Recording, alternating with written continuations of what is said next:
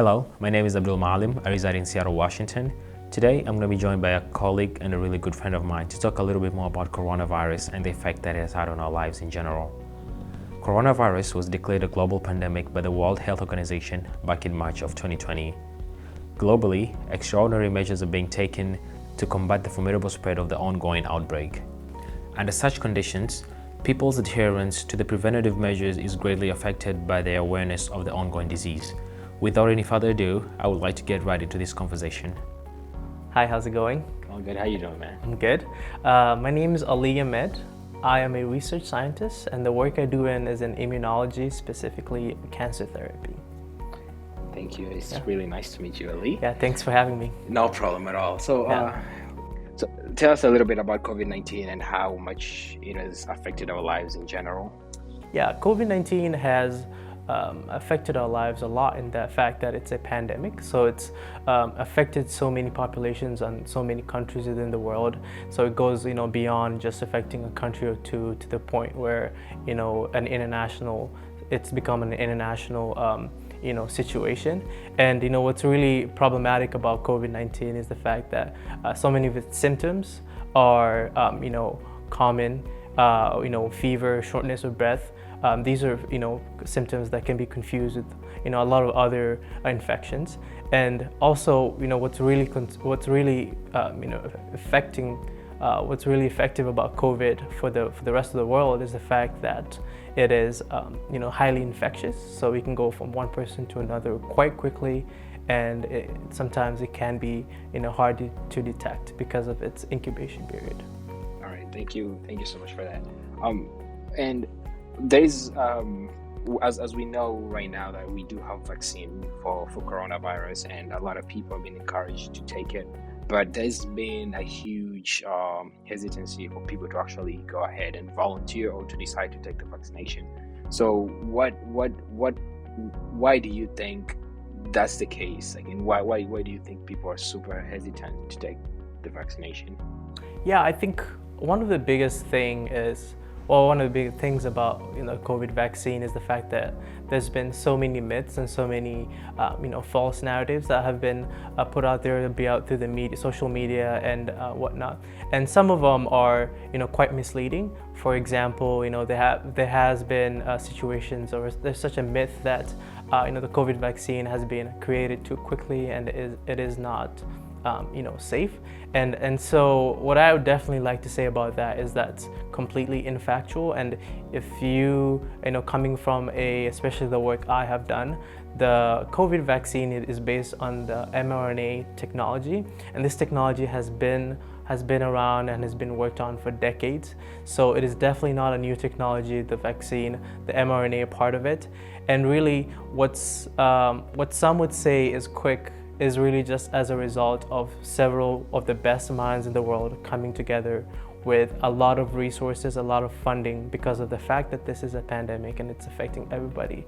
So this timeline that perhaps has been longer before has been condensed, not because due diligence hasn't been done, but because so many resources and so many scientists and so many funding has come together to get this vaccine.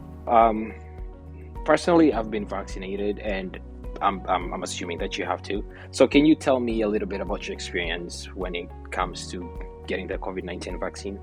So when I got the vaccine, I was very excited to get the vaccine, because I know how important it is, not only to me but to my loved ones and the ones around me.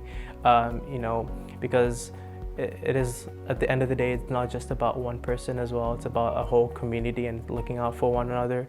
So once I got it, I think it's still very important to have keeping on your mask and having 6 feet. Of course, the vaccine does give us the ability to have a little bit more confidence in our health and our well-being. But just as a precautionary, I still like to wear my mask and still maintain a certain amount of caution when I'm going around in public places. This is the point of a vaccine, where if enough people get vaccinated, we can all go back to the lives that we had in 2018 or 2019. Can you give us a little bit of information about who is eligible to get vaccinated? Yeah, as of now, We, as adults, anybody over the age of 18 is encouraged and can get vaccinated. And recently, children above the age of 5 have also been given emergency approval to get vaccinated. So children who are in elementary or even younger are allowed to get the vaccine just for their protection. And so this is just an effort to get as many people as possible vaccinated so we can have a more protected community. Can you give us a little bit of information about the vaccination schedule? Of course, getting the first dose, the second dose, and people who are right now starting getting boosters? Yeah, so it varies between, it depends on what vaccine you take. So for example, the Pfizer vaccine has a shorter period, it requires you to, once you take your first dose, you only have to wait a minimum of 3 weeks before you get your second dose. Which is a little different from Moderna, which once you get your first dose, you have to wait a minimum of 28 days to get your second dose. And this just has to do with the dosing of the two vaccines, for example. And as you know, the Johnson & Johnson, you just need the one shot and to be considered vaccinated. And so, as far as the data we have right now, 95%, once you get the 2 doses of Moderna or Pfizer, you're about 90% vaccinated, you're 95% protected from COVID. But we have been encouraging just the use of boosters or getting boosters, mostly because we do have a couple variants that are kind of emerging, but the vaccine is still very, very effective. And so boosters depend on, again, what vaccine you take, but it's about 6 months from your second dose to when they're encouraging you to take the booster shot. And this just goes on to add another layer of protection until we're able to, get a herd protection and, move past this.